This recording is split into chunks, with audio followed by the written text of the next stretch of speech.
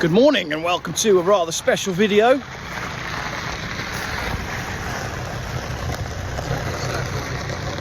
I know.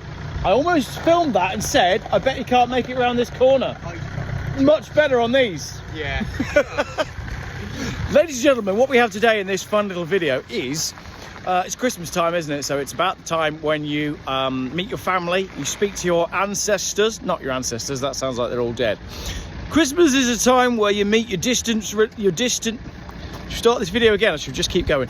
Christmas is a time where you meet your distant relations, and what we have here is the Volvo V70 Cross Country and its son, basically. And then the XC90 and all the other cars are the grandchildren of these two.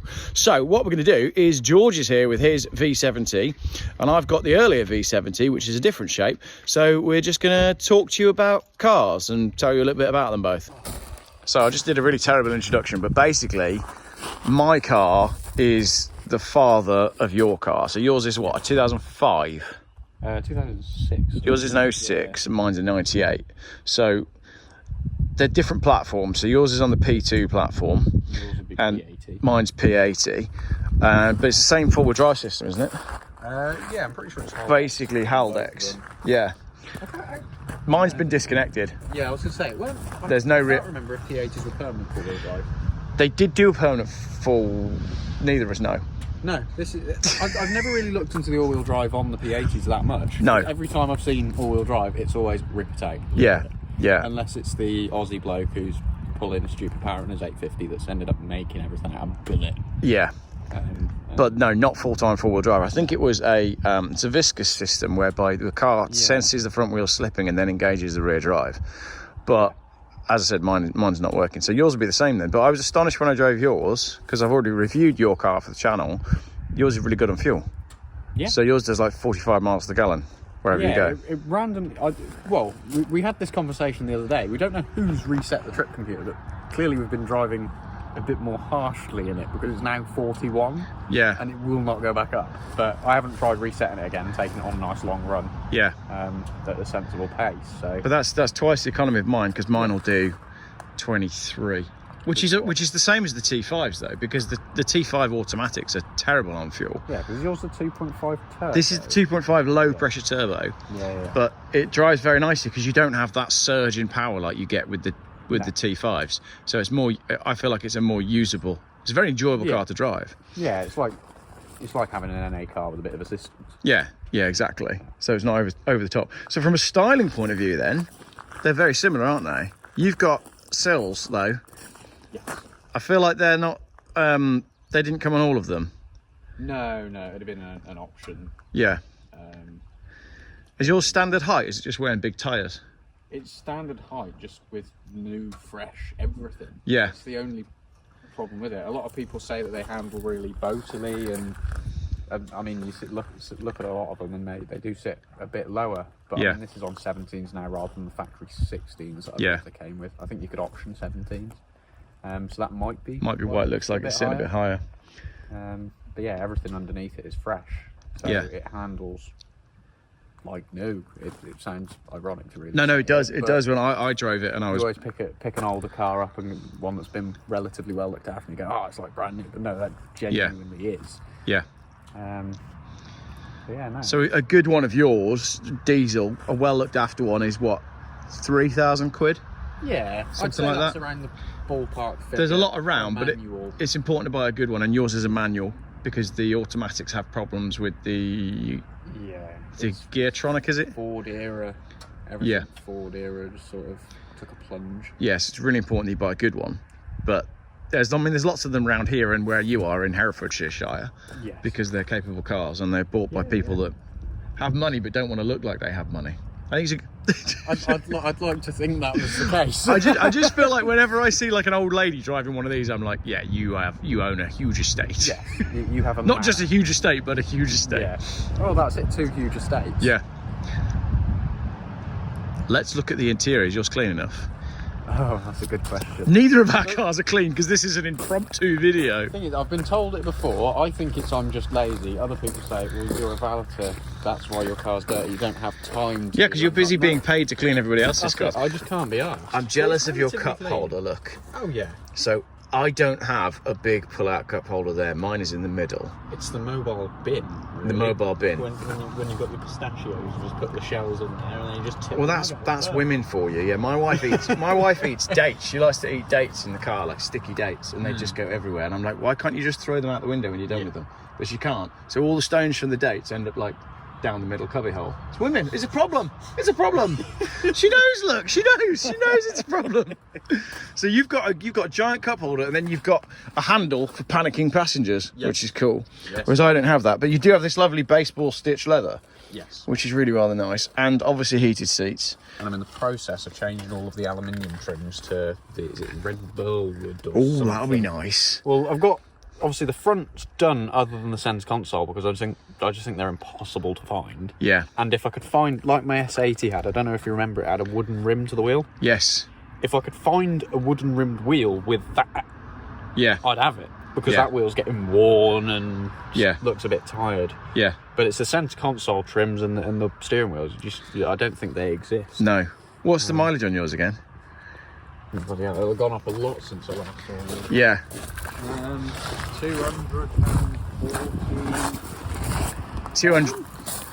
So you're 46. Hang on, I've got to answer this call. Your video got interrupted there by someone phoning me and asking me. Not an electrician. I can't fit a cooker and a cooker hood. Got the name right though. They got the name right. Good. Yeah. They called me by the right name, but no, I can't go. Well, I could go around his house and fit his cooker.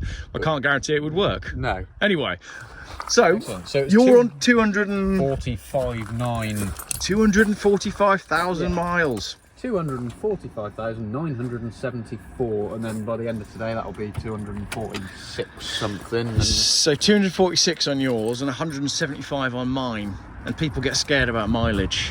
See, the way that I look at it is mileage. There's a grey area of mileage, which is your mid-range. Yeah. I don't buy cars in mid-range. I either buy low mileage that's been looked after or high mileage. Yeah. Reason being is the high mileage cars have probably had all the repairs done. Yeah.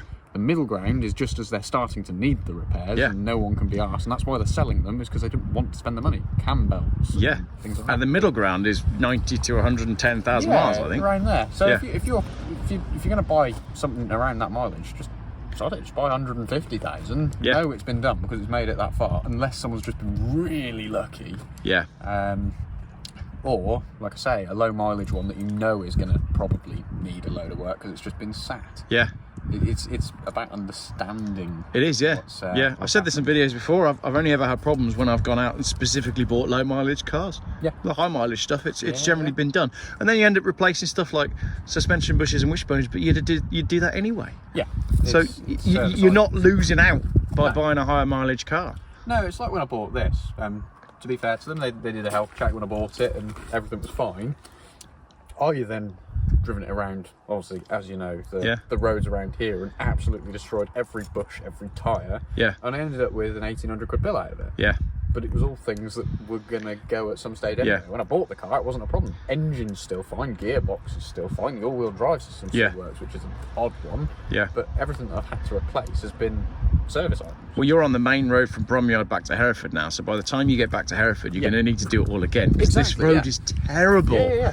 This is one of the worst roads that I know of. You'll have to text me when you get back and tell me what you thought of it. It's an absolute shocker. So the P2 Volvo, which is what yours is, has got these shoulders that we've got straight lines on the P80. Yeah. But yours was the first one that introduced the kind of shoulder look. It makes it look a bit fatter. It does look fatter, and then you've got the plastic arch extensions, which make it look I like the plastic arch extensions. They're really cool. I think the only thing with them is they need the wheels to sit out a little bit further. Yes. A bit closer to the edge of the arches. Yeah. Obviously easily fixed with spacers. Yeah, just a small spacer. And you've got your exhaust pipe is visible on the left side, and then you've got a tow bar, and you've got this aluminium like trim bit, which is cool, and your cross country text has been moved to the bottom, which I think is better, but I quite like that. I mean, you know your Volvos. How rare is that car that I've got there? It just is. You just don't find them. They just don't come up, do they? You can't see them. especially in that colour. It's an odd colour to have it. Yeah, it's the best colour, obviously. Oh, yeah, definitely. But I mean, you see a lot of people buy the front bumpers, and that people putting the bumpers on other specs just tells me that most of them are dead. Yes, yeah, that's right. They don't live anymore. Yeah. But then again, you know, any car that does 21 miles to the gallon is an endangered species, because not everybody's going to want to run around in that. No, especially with how fuel prices have been. Yeah. Up, down, left, right. Yeah. Stay in the middle a bit. 5p reduction.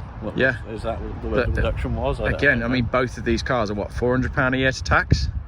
Yeah. Getting on for that? Yeah, near enough now. Now that would put a lot of people off, but again, from an environmental point of view, makes no sense, because these cars have both done, what are we on, 500,000 miles between us?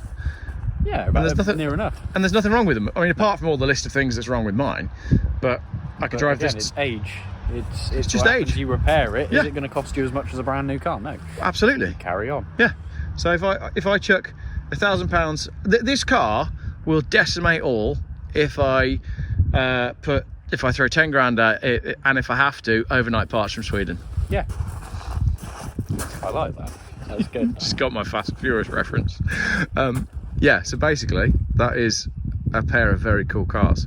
I've also thought of something else with the cross-country stickers. Go on. Because the P3 ones don't have it on the back, but I've just clicked, so they have it underneath the window there. Yeah. They've dropped it down further there. So when they put it in the factory on the P3s, they must have put it here. Yeah. Because they never made it onto the vehicle. Yeah, but that's people right. buy them and put them on. I think it looks so much nicer with it. I don't know why. It's a mark of superiority. That's the thing. I can go almost anywhere. It's like cross country. Yeah. You know I can. It makes it a superior vehicle. Yeah. Yeah. Brilliant. Cool. Anything else to add that you recommend on Volvos? Ownership, buying one of these? I don't know. It's just buy one that's been looked after. Yeah. Because if you buy one that's cheap, you're going to end up spending more than the car's worth on repairs. Yeah. So just buy one that's been looked after. But if you buy one that's cheap and then you do all the work on it, you'll end up with a really good car. That's it. You've just got to be prepared to do the work. Yeah. If it's cheap, it's probably cheap for a reason, Yeah. whether the seller's telling you or not. Yeah. It's like you say with the autos. Yeah. If you buy an auto one that's not got very much history, and I think they still claim them to be lifetime gearbox fluids on them. Yeah, not sure about that. Just take it somewhere that knows what they're doing and get it changed, because it's an oil. It's going to degrade. Yeah. And then you'll probably be fine with the auto boxes. Yeah. Which would you take home if you were able to have a choice? Let's pretend that this is clean and tidy and all done, and I haven't got bouncy front shocks and it's working. The thing is, it's actually a really difficult decision. It is. It would be a really difficult decision if they were both perfect examples. For your daily running about, I'd take the P2. It's got to be the diesel. It's got to be the diesel for the running costs. If it was for the fun of it, obviously I've had the P80Rs, I've had the T5s. Yeah. It would just suit the trend. I'd have to take that if it wasn't an only car. Yeah. I'd take that. If I had to have one car and one car only, it'd be that one. Yep, there you go. Answers to the question. Right, I think that's the end of the video, because we're all going to freeze to death if we stand out here for any longer. Cool. Thank you very much for coming down to see me and analysing my broken... And collecting the mug that I promised you in a video 6 weeks ago, or however long. So there we go. Thank you very much, everybody. I'll pan backwards. Zoom out. And then we can both get back in and get our heated seats on. Oh yeah. It's freezing. Beautiful. Thank you for watching, everybody. Oh, it's always a pleasure seeing George. George has been following Geoff Buys Cars since I had like 1,000 subscribers. Yeah, he was the first person to ever buy a Geoff Buys Cars t-shirt. I'm sure he was. He's just a thoroughly nice bloke. And his girlfriend too. She's a thoroughly nice bloke. No, you know what I mean. And what's really funny is I know that he can't get around this corner that I'm turning now, because the turning circle on the later Volvos is rubbish compared to these early ones.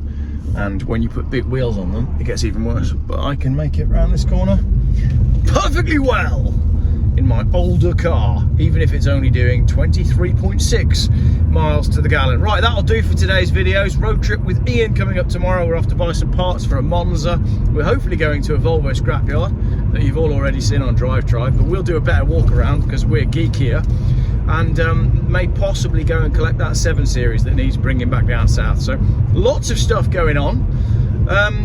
Yeah, normal videos will probably resume soon. Sometimes it's nice to take a break and, you know, just kick back and do car stuff without talking about the fact that the world is collapsing. And Lamborghini is going to be next. They've just commissioned a new collaboration with Balenciaga, who are a fashion house known for 2 things that I can't talk about on YouTube, but just go and have a little Google of Balenciaga and the conspiracy theories around them, and you'll see that it's a very, very strange brand for an automotive manufacturer to be collaborating with, unless they're trying to destroy themselves deliberately.